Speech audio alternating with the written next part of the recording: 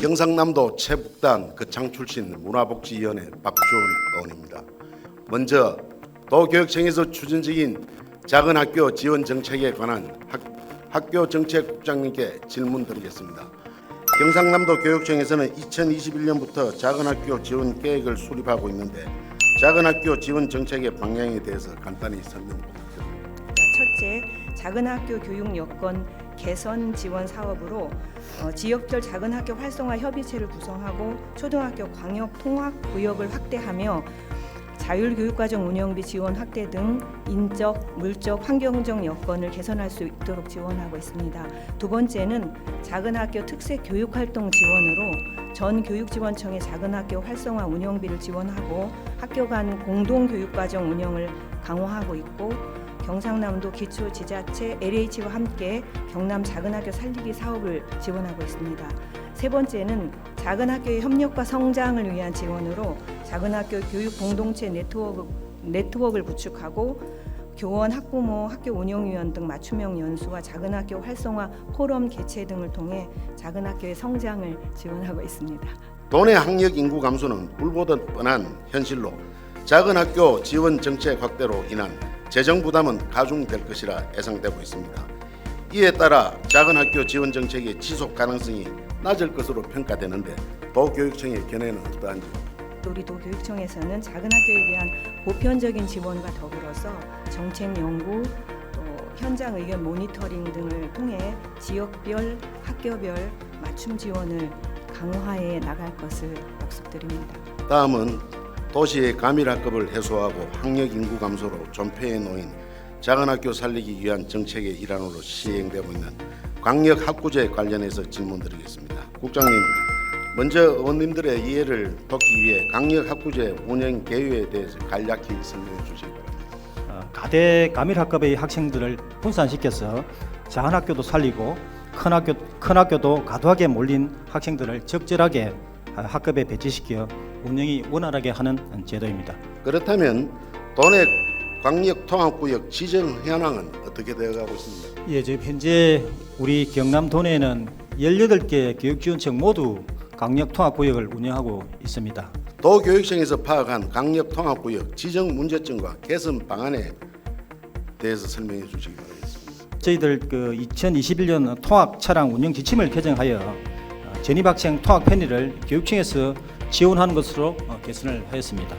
학생 추이를 검토하여 지역 실정을 잘 알고 계시는 교육자님과 협의를 통해서 통학구역 재조정 등도 적극적으로 추진하도록 하겠습니다. 다음은 경상남도 소관 사항에 대해 질문드리겠습니다. 기획조정실장님 답변석으로 자리해 주시기 바랍니다. 지역 주민 수렴이 선행되었어야 하는 것이라 생각되는데 이에 대한 경상남도의 입장을 밝혀주시기 바라겠습니다. 예, 도립대학의 통합을 포함한 구조개혁은 지역 주민 그리고 학생, 교직원 등 이해관계자 역인 수렴을 거쳐 방안을 마련할 것이라는 말씀을 먼저 드립니다. 내년 상반기 구조개혁 방안을 도출하기까지 충분한 역인 수렴을 거치도록 하겠습니다. 경상남도가 추진 중인 도립대학교 통합 논의는 학교의 지역적 가치와 역할을 고려하지 않고 행정의 편의성과 경제적 논리만 목표로 하고 있다는 지적이 이어지고 있습니다. 이에 대한 도의 입장은 무엇이며 도립대학의 지역적 가치와 역할은 무엇이라 생각하는지 말씀해 주시기 바라겠습니다. 네, 답변드리겠습니다.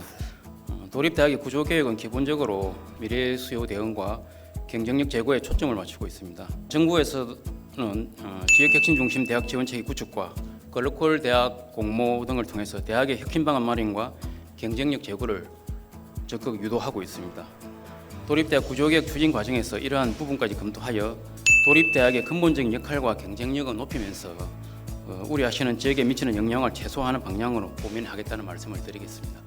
경상남도가 수립 계획을 밝힌 거창남의 도립대학 개혁 종합대책의 주요 내용은 무엇이며 향후 진행될 절차는 어떻게 되는지 궁금합니다. 예, 지역 산업 여건에 맞는 특성화 방향 검토 및 학과 개편이나 맞춤형 인력 양성 등 구조개혁 방안을 도출할 계획입니다. 또한 구조개혁 방안으로 인해 대학 내에 유휴 공간이 발생할 경우에 이를 활용한 방안이나 대안도 함께 검토하여 지역에 미치는 영향을 최소화하고 지역을 활성화시키는 내용을 포함하도록 할 계획입니다. 다음은 공무원의 양성의 요람, 도 인재 개발은 이전과 관련하여 균형발전국장님께 질문드리겠습니다. 예, 균형발전국장 안태명입니다. 도인재개발원이 서부청사로 이전한 이후 나타난 운영상 문제점이 무엇인지 말씀해 주시기 바랍니다. 푸시 공간, 또 합숙 시설 등 그 교육 지원 시설이 충분하지 못하다 보니까 본청 또 보건소 등과 그 시설을 공유함으로써 교육생들이 그 많은 불편을 겪고 있어서 이전의 필요성이 제기되어 왔습니다.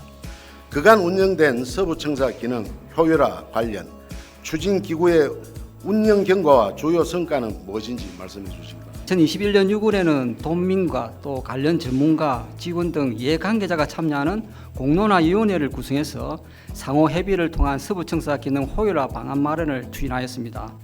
그 결과로 서부청사 기능 재편과 또 인재개발원 등 직속기관 이전 방안 등을 담은 정책 근거안을 2022년 5월에 마련하였습니다. 그렇다면 정책 근거안은 2년간 공론화의 수기를 거쳐 나온 결론이 있음에도 불구하고 도인재개발은 이전 추진이 늦어지는 이유는 뭐라고 생각하십니까? 정책 근거안이 마련된 시기는 2022년 5월입니다. 이때가 민선 7기 근한대행 체제입니다. 그러다 보니까 대규모 사업 추진에 대한 의사결정이 어려운 점이 있었습니다. 도의 재정 여건이라든지 또 지역 발전 연계성, 도민 의견 등을 종합적이고 또 다각적으로 검토해서 지역 균형 발전이 되도록 저희들이 차근차근 그걸 추진해 나가고 있다는 말씀을 드리겠습니다. 시군에서 도인재개발은 유치를 위한 전담 TF팀을 구성하는 등 유치전이 본격화되며 향후 유치 경쟁이 가열될 것으로 예상하는데 이에 대한 도의 입장을 밝혀주시기 바라겠습니다. 예, 우리 도에서도 그 시군 간 유치 경쟁이 발생할 것이라는 문제점을 사전에 예상하고 있습니다. 우리 도에서는 그 인재개발은 이전 계획 수립 시에 공정하고 또 객관적인 기준을 마련해서 시군의 의견을 충분히 또 수렴하고 이렇게 함으로써 시군의 유치 경쟁 가열 없이 차분하게 진행되도록 노력해 나가겠습니다. 후보지를 공모에 선정하는 방식 또한 합리적이라 판단하는데 이에 대해서 검토하신 바가 있습니까? 도내 18개 시군 모두가 참여 가능한 시군 공모 방식도 하나의 대안으로 그렇게 추진될 것입니다. 인재개발은 이전에 대한 다양한 의견이 있는 만큼 위치 선정 등 이전 방안이 마련되면 저희들은 도민들께 충분히 알리고 그렇게 추진하도록 하겠습니다. 지방정부는 지금 위기를 손 놓고 바라볼 것이 아니라 우리는 지금 당장 해야 할 것이 무엇인지 그리고 무엇의 정책이 최우선 목표가 되어야 하는지 심각하게 고민해야 한다고 생각합니다. 긴 시간 경청해 주셔서 감사합니다. 이상 도정질의를 마치도록 하겠습니다.